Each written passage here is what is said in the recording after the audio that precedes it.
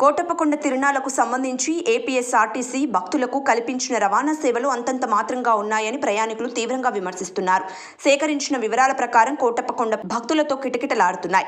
భక్తుల రద్దీ దృష్టిలో ఉంచుకొని ఎప్పటికప్పుడు ఆర్టీసీ సేవలను వేగవంతం చేయాల్సింది పోయి బస్సు ఎక్కి కూర్చొని 2 గంటలు అవుతున్నా కనీసం బస్సు కదలడం లేదని, డ్రైవర్ జాడ కనిపించడం లేదని ఆరోపిస్తున్నారు.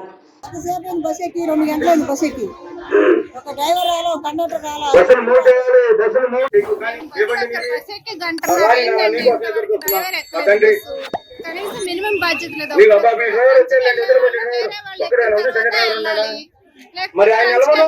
బస్సు డోర్ కనపడుతున్నారు. ఎలక్షన్స్ కోసం అప్పుడు మా టైం వచ్చినప్పుడు మేము చెప్తాము. మీరు ఎక్కడి నుంచి వచ్చారమ్మా? వచ్చామండి. బస్ ఎక్కి 2 hours అండి. గుంటూరు నుంచి కోటప్పకొండ వచ్చినంత టైం కన్నా ఎక్కువసేపు బస్సులో కూర్చున్నాము. గంటల తరబడి బస్సులు ఎందుకు నిలిపివేస్తున్నారని ప్రశ్నిస్తే సరిగ్గా సమాధానం చెప్పిన ఆర్టీసీ అధికారి లేడని వాపోయారు. పిల్లలు, ఆడవాళ్లతో కిటకిటలాడుతున్న బస్సునందు తీవ్ర ఇబ్బందులు పడుతున్నట్టు పలువురు ఆవేదన వ్యక్తం చేశారు.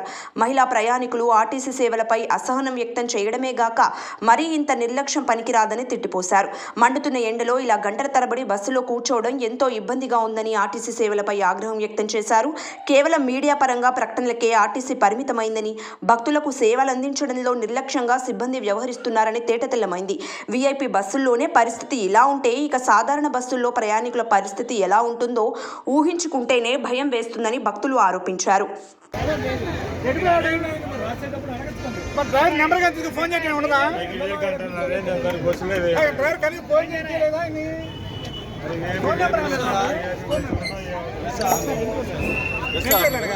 గంట అయింది సార్, గంట జనాలు చిన్నపిల్లలు ఉన్నారు. గంట పైన అయింది. మన ఇంటికి ఎక్కారు. రెస్పాన్సిబిలిటీ కూడా లేదు. Minimum responsibility. పిల్లలు వెళ్ళాడిపోరు. లేదు ఇంకో బస్సు ఎక్కమని చెప్పొచ్చు కదా. మీరు ఎక్కడి నుంచి వచ్చారు? మేము ఎన్నుకోండి నుంచి.